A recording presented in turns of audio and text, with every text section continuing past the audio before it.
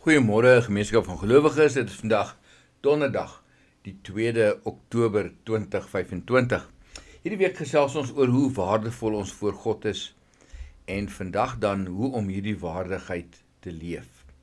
Dit is een ding om te weet dat jy waardevol is vir God, maar die vraag is, hoe leef ek elke dag as iemand wat deur God geëer en bemin word? Ons vergeet maklik en val weer terug in die wêreldse maatstawwe, want dit is maar net hoe ons is. En daarom gee die Bybel riglyne vir hoe ons hierdie waardigheid kan uitleef. Nou ek gaan net so 5 daarvan noem. 1. Leef met 'n nuwe identiteit. Wanneer jy onthou dat jy God se is, verander dit hoe jy oor jouself dink.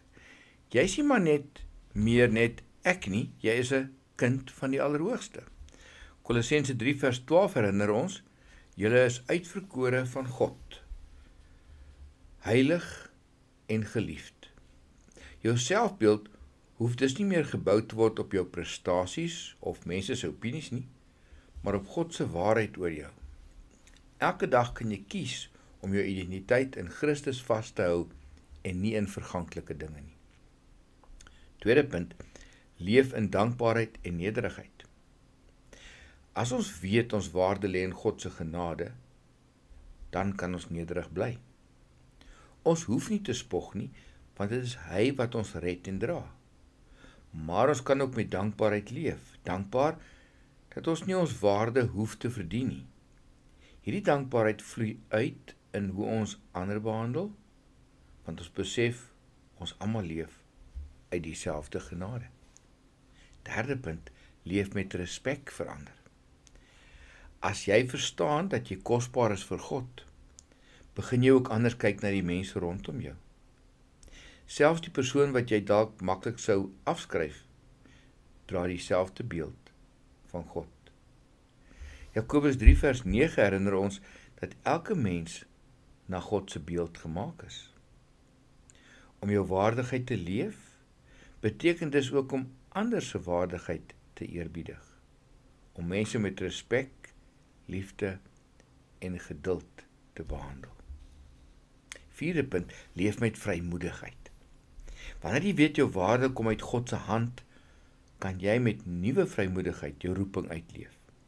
Jy hoef nie bang te wees om foute te maak nie, want jou waarde is nie afhanklik van jou perfeksie nie.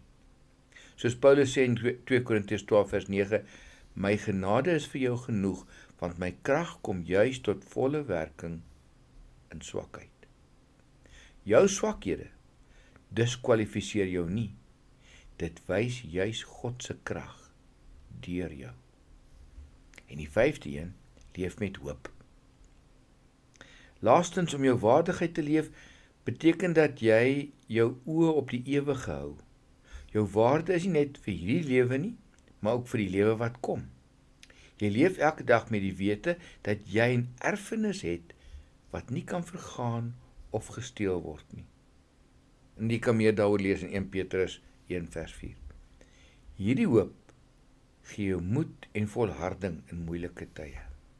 So, wat beteken dit prakties vir ons dan nou vandag? Onthou, begin jou dag met God se waarheid oor jou.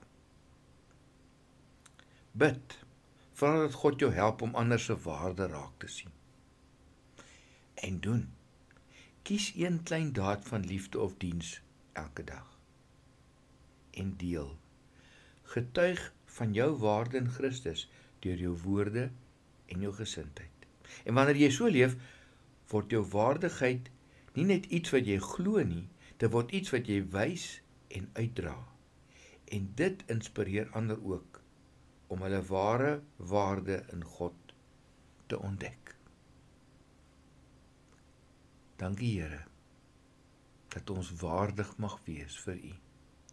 Dat U ons waardig ag. Here Jesus, dat U U lewe vir ons gegee het. En dat U deur die Heilige Gees ons wil lei en leer om hierdie waardigheid te leef. Amen.